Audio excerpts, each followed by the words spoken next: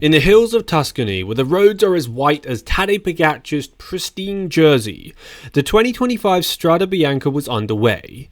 Our protagonist, the Slovenian sensation himself, was leading the peloton with the grace of a gazelle and the speed of a caffeinated cheetah. Having conquered this terrain twice before, Tadej was no stranger to the course.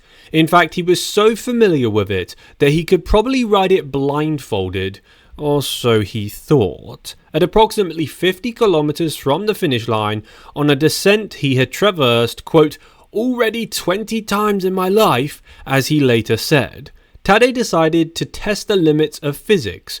After all, who needs brakes when you have confidence?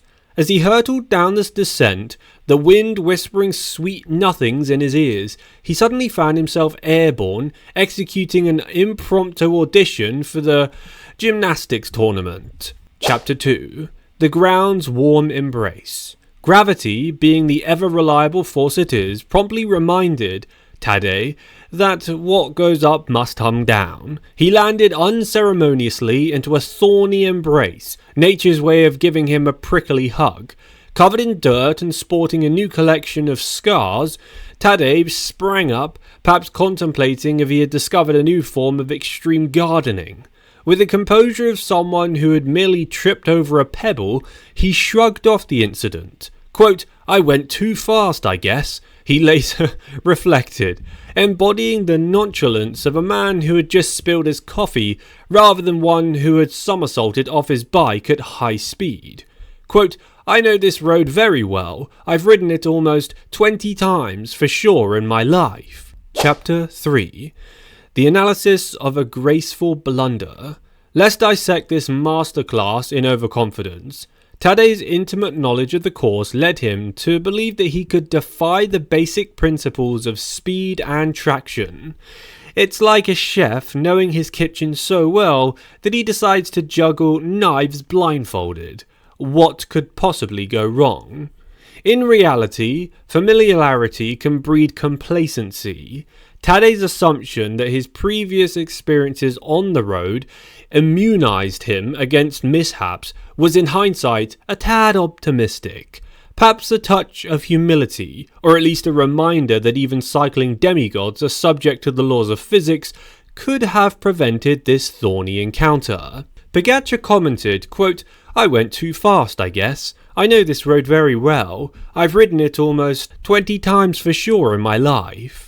This acknowledgement highlighted a fine line between overconfidence and overestimation, even for seasoned professionals. Immediate reaction, resilience in action.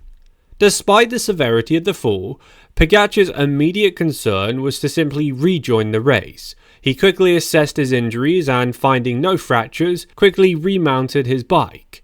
His determination was evident as he chased down the leading group, refusing to let the crash dictate his race outcome.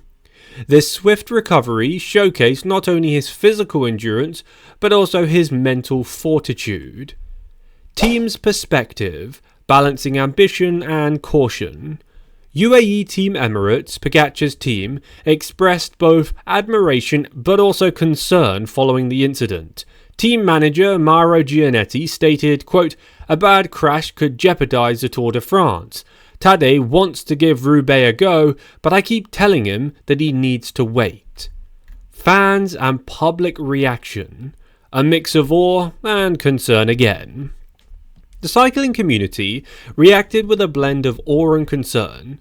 Fans praised Pogačar's tenacity, with social media platforms buzzing about his ability to overcome such adversity.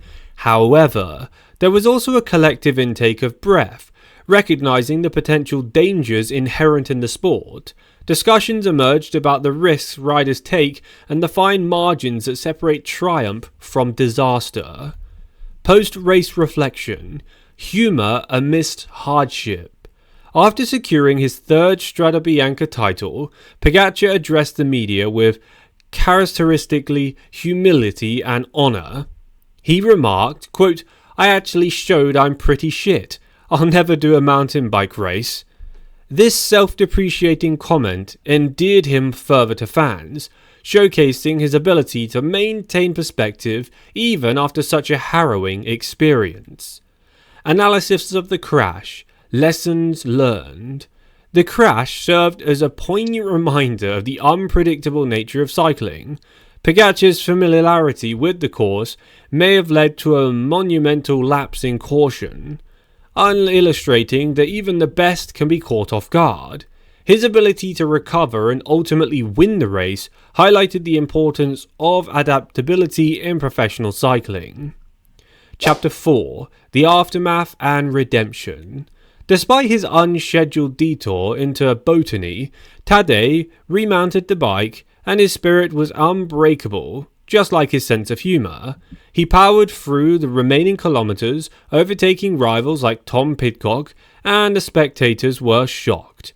He clinched his Strade Bianche victory. His victory was just so clear. This guy was more determined and is just known for being a cycling demigod. In the post-race interview, when asked about his crash, Tadej chuckled, quote, "I just slipped, shit happens." A philosopher in Lycra, reminding us all that even when you know the road like the back of your hand, it's the unexpected bumps that keep life and cycling interesting. Let's go through some other examples of time where Tadej has also crashed. They're quite hard to come by, but they do in fact still exist. Some of the hardcore cycling fans watching this video may actually remember. Number 1. 2023 Liège-Bastogne-Liège. On April the 23rd, 2023, during the Liège-Bastogne-Liège, Pogačar was involved in a crash after 85 kilometers, resulting in fractures to his left scaphoid and lunate bones. He underwent surgery that evening, with the team's medical director, Dr. Adrian Rotuno, confirming the successful procedure. This incident forced Pogačar to withdraw from the race entirely, which was subsequently won by Belgian cyclist Remco Evenepoel. Number 2. 2025 Strade Bianche. In March 2025, during the Strade Bianche, Pogačar suffered a crash approximately 50 kilometers from the finish.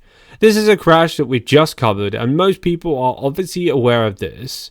But did you know that in the next one we'll be covering the important parts of how this crash may have actually affected his career? Number 3. 2025 Paris-Roubaix considerations. Following his crash at the Strade Bianche, Pogačar and his team expressed concerns about participating in the Paris-Roubaix. It's known for its challenging cobblestone section. Team manager Mauro Gianetti highlighted the risks, suggesting that a bad crash could jeopardize Pogačar's primary goal of winning the Tour de France 2025. This is pretty obvious. However, after constantly banging on about this race and how he'd really love to try the cobbles of Paris-Roubaix, I don't actually know if he's going to listen to the boss. After all, if he doesn't, he'll probably be let off, and I'm pretty certain that they're not just going to kick him out if he chooses to actually race it. Can they actually stop him?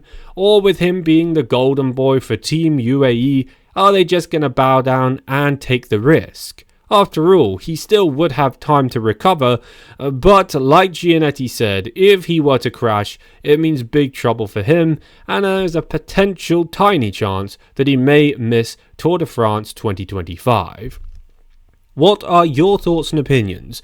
Comment down below your thoughts in the comment section, drop a like on today's video, and subscribe if this is your first time here on Cycling 101 to stay up to date with all of the latest cycling news, cycling drama, and of course the cycling race results. We'll catch you guys in the next video.